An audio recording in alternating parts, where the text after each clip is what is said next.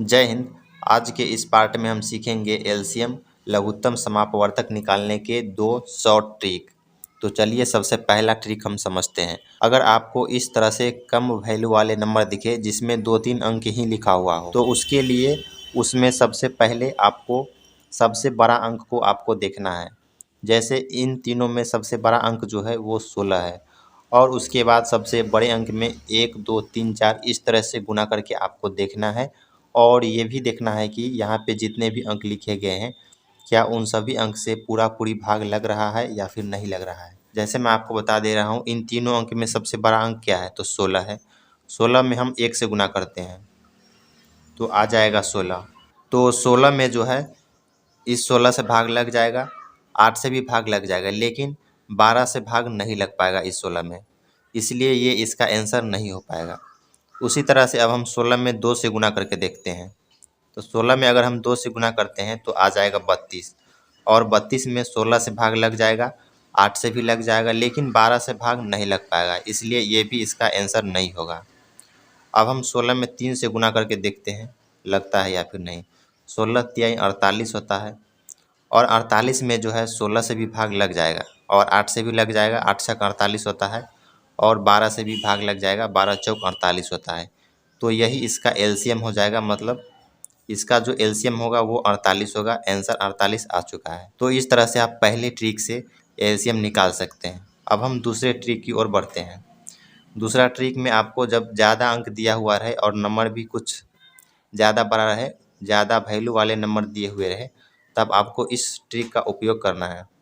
उसके लिए आपको 2, 3, 5 और 7 इस 4 अंक को याद रखना है, क्योंकि इसी चारों अंक पे इन सभी अंक को तोड़ना पड़ेगा। जैसे जैसे यहाँ पे 24 लिखा हुआ है और 24 को जो है 2, 3, 5, 7 इसी चारों अंक की मदद से आपको तोड़ देना है 24 को। जैसे मैं आपको तोड़ के बता रहा हूँ, 24 को जो है हम ऐसे भी लिख सकते हैं, 12 दूनी 24 होता है और 6 चक 24 होता है और 8 तिरी भी 24 होता है।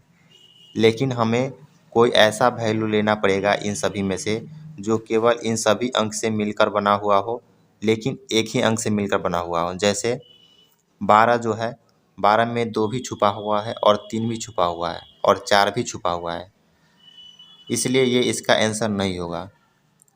क्योंकि हमें कोई ऐसा वैल्यू लेना पड़ेगा जो केवल एक ही अंक से मिलकर बना हुआ हो। अब हम इसको चेक करते हैं।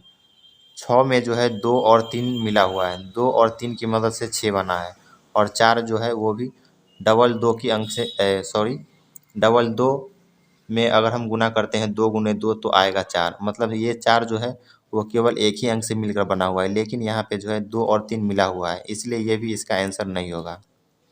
अब हम इसको देखते हैं। यहाँ पे है 8 गुने 3, 8 3 भी 24 होता है और 8 जो है वो केवल 2 से ही मिलकर बना हुआ है। जैसे 2 गुने 2 गुने 2 करते हैं तो 2 दूनी 4 और दूनी 8, मतलब ये 8 जो है केवल 2 से ही मिलकर बना हुआ है और हमें केवल इसी चारों अंक की मदद से हमें तोड़कर और यहाँ पे लिखना है।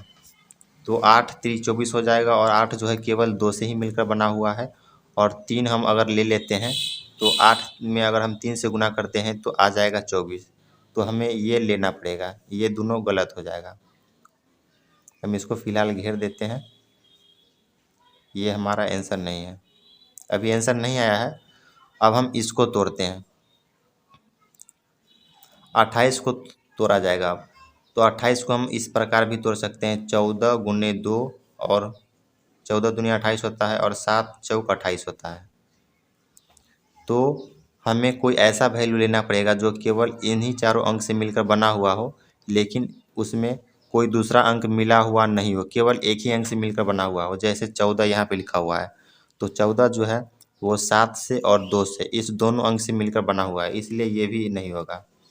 और इसको हम देखते हैं तो 7 और 4, 4 जो है वो 2 अंक से मिलकर बना हुआ है, मतलब 2 में अगर हम 2 से गुना करेंगे तो आ जाएगा 4 और यहाँ पे 7 है, मतलब 2 3 5 7, मतलब 2 और 7 की सहायता से ये मिलकर बना है और 7 में हम 4 से गुना अगर करते हैं तो आ जाएगा 28।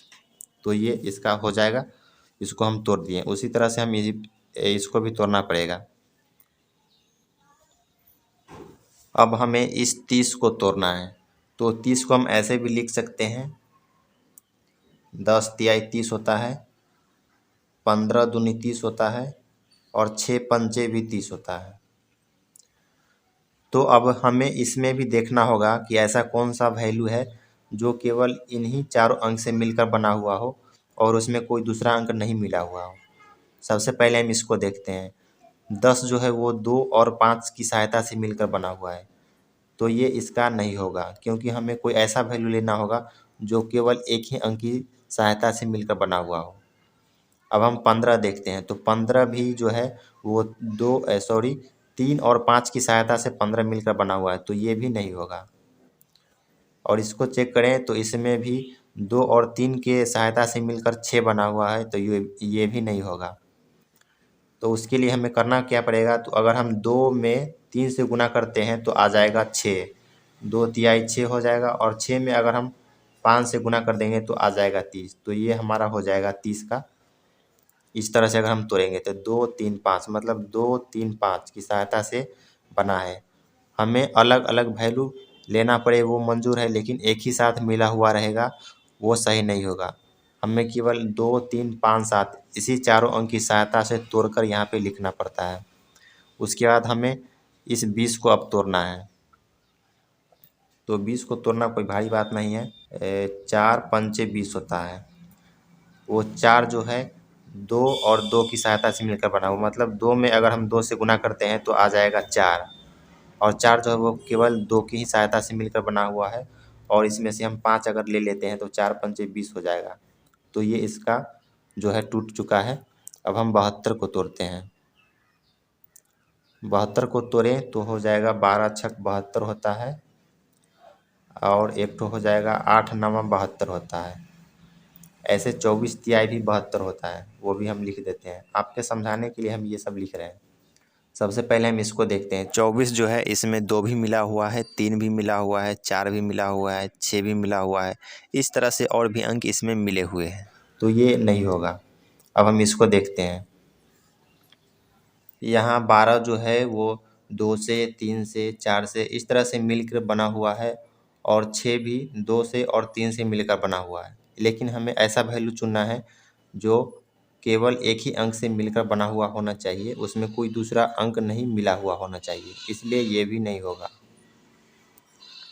अब हम इसको देखते हैं। 8 जो है केवल 2 से मिलकर बना हुआ है। जैसे यहाँ पे 2 में अगर हम 2 से गुना करते हैं तो आ जाएगा 4, और 4 में 2 से गुना करेंगे तो आ जाएगा 8।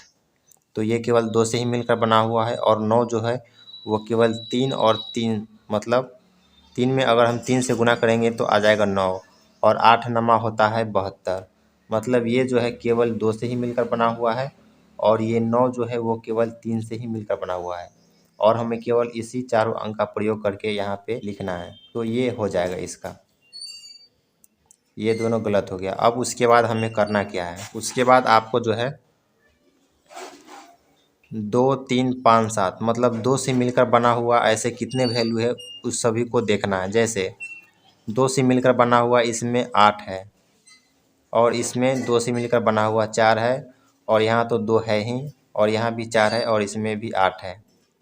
तो हमें 2 से मिलकर बना हुआ ऐसे वैल्यू को ढूंढना पड़ेगा जो सबसे बड़ा हो।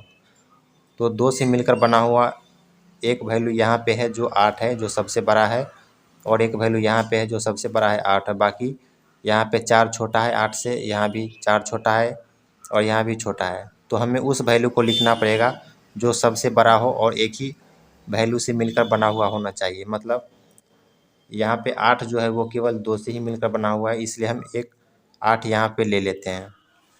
तो हमने यहाँ पे 8 लिख दिया है। 2 से मिलकर बना हुआ वैल्यू जो सबसे बड़ा होना चाहिए, तो यहाँ पे 8 है, यहाँ भी 8 है। तो हमें केवल एक ही अंक को लिखना है, सभी में से एक एक नहीं लेना है। जो सबसे बड़ा वैल्यू होगा इन सभी में उसी को लिख देना है। तो हमने यहाँ पे 8 लिख दिया है। उसके बाद आपको 3 से मिलकर बना हुआ जो वैल्यू होगा सबसे बड़ा इन चारों में से, इन पाँचों में से, उसको आपको लिखना पड़ेगा। जैसे 3 से मिलकर बना हुआ ऐसा कौन सा वैल्यू है, 3 तो यहाँ पे अकेला ही है, इसमें है ही नहीं। यहाँ पे 3 अकेला ही है, इसमें भी नहीं, और यहाँ पे है 9 जो है वो 3 गुने 3 मतलब 3 में अगर हम 3 से गुना करते हैं तो 9 आ जाएगा, और ये 3 से ही मिलकर बना हुआ है। तो 3 से मिलकर बना हुआ सबसे बड़ा वैल्यू इन सभी में से ये 9 है, तो हम इसको ले लेते हैं। केवल हमें एक ही वैल्यू को लेना होता है जो सबसे बड़ा होता है, बाकी सबको छोड़ देना होता है। उसके बाद आपको 5 से मिलकर बना हुआ जो वैल्यू होगा उसको देखना है और उसको लिख लेना है। तो 5 इसमें नहीं है, इसमें भी नहीं है, और इसमें है 5। एक ठो यहाँ है और एक ठो यहाँ, इसमें भी नहीं है। तो 5 से मिलकर बना हुआ वैल्यू कितना है? बस एक ही है, इसमें से एक ठो 5 हम यहाँ पे लिख लेते हैं। इसमें से नहीं लेना है, केवल एक ही अंक को लेना है इन सभी में से। उसके बाद हमें 7 से मिलकर बना हुआ जो वैल्यू है उसको देखना है। तो 7 से मिलकर बना हुआ वैल्यू कितने हैं? इसमें नहीं है, इसमें है, एक ठो 7 है, इसमें है ही नहीं, इसमें भी नहीं है, और इसमें भी नहीं है। तो 7 से मिलकर बना हुआ वैल्यू केवल एक ही है, तो हम इसको लिख लेते हैं। तो यहाँ पे हमने लिख लिया है। उसके बाद आपको इन सभी को आपस में गुना कर देना है। 8 नमा 72 होता है, 72 में अगर हम 5 से गुना करते हैं तो हो जाएगा 5 दूनी 10, 7 पचे 35, 1 36 हो जाएगा। उसके बाद आपको इस 7 से गुना करके लिख देना है। 0 7 छक 42 और 7 3 21 और 4 25 हो गया। और यहाँ पे हम लिख देते हैं 2520, और यही हमारा आंसर हो जाएगा। लास्ट में गुना करने के बाद जो यहाँ पे आता है आंसर, वही हमारा लास्ट आंसर होता है। तो इस तरह से आप जो है इस दोनों ट्रिक से एलसीएम को बना सकते हैं। केवल समझाने में ही इतना समय लगा है, लेकिन बनाने में इतना समय नहीं लगता है। अब आप चाहें तो जैसे आपको बनाने आता है वैसे आप इस लघुत्तम को एलसीएम को चेक कर सकते हैं कि यहाँ पे जो आंसर आया है वो सही है या फिर गलत है।